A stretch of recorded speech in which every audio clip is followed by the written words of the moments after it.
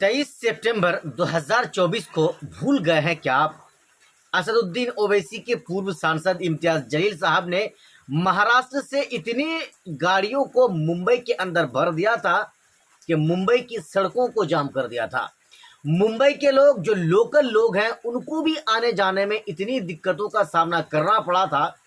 जब तक memorandum collector साहब को इम्तियाज जलील साहब सौंप ना दिए और फिर वहां से इम्तियाज जलील साहब लौट कर नहीं गए, तब तक लोगों का आना जाना बिल्कुल बंद था।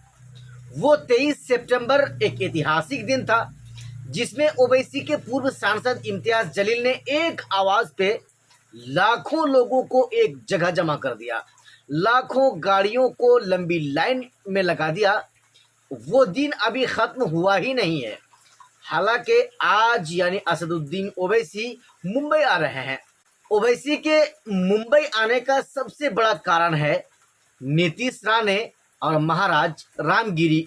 महाराज रामगिरी और बीजेपी के विधायक नीतीश राणे ने जिस तरह से नबी करीम सल्लल्लाहु अलैहि वसल्लम के खिलाफ अपशब्द का प्रयोग किया था, अभद्र भाषाओं का प्रयोग किया था अपनी जुबान से, उनकी गिरफ्तारी के लिए आज फिर से असदुद्दीन ओवैसी मुंबई आ रहे हैं।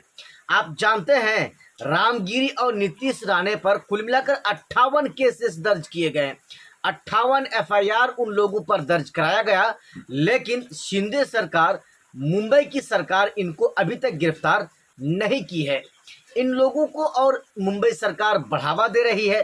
इस तरह के काम करने वालों को जब तक आप उन पर कानून का शिकंजा नहीं कसेंगे तो फिर वो इस तरह की भाषाओं का प्रयोग करना अपनी जुबान से कब बंद करेंगे।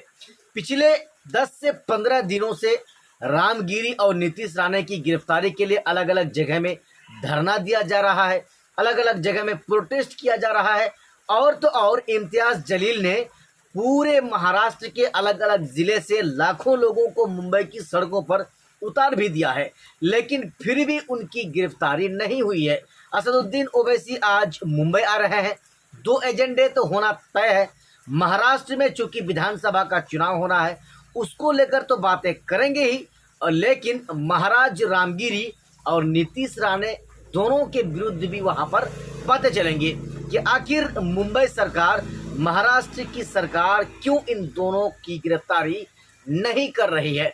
आप जानते हैं कई एक सवाल इम्तियाज जलील साहब को किया गया, जिसमें ये यहाँ तक कहा गया कि इम्तियाज जलील चुनाव हारने के बाद बौखला गए हैं। इम्तियाज जलील चुनाव हारने के बाद लोकसभा का विधानसभा की तैयारी कर रहे हैं।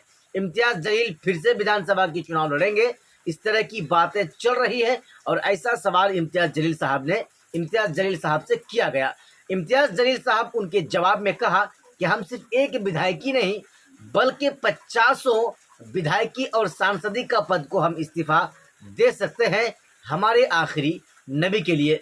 बाकी ओवैसी साहब आज मुंबई आ रहे हैं। ओवैसी साहब के मुंबई आने के बाद फिर से वही होगा जो 23 सितंबर को हम और आपने देखा, हमें और आपको देखने को मिला। बाकी आपको क्या लग रहा है? क्या महाराज रामगिरी की गिरफ्तारी होनी चाहिए? क्या बीजेपी विधायक नीतीश राणे की गिरफ्तारी होनी चाहिए या नहीं? आप हमारे इस वीडियो के नीचे कमेंट बॉक्स में अपनी राय जरूर दें। लेकिन जिस तरह से हिंदुस्तान के अलग अलग राज्य से मुसलमानों पर जैसे जुल्म किया जा रहा है, मुसलमानों की मस्जिदों को गिराया जा रहा है, मुसलमानों के मदरसों पर बुलडोजर चलाया जा रहा है, लेकिन फिर भी नीतीश राणे और महाराज रामगिरी के खिलाफ महाराष्ट्र की सरकार कानूनी कार्रवाई नहीं कर रही है।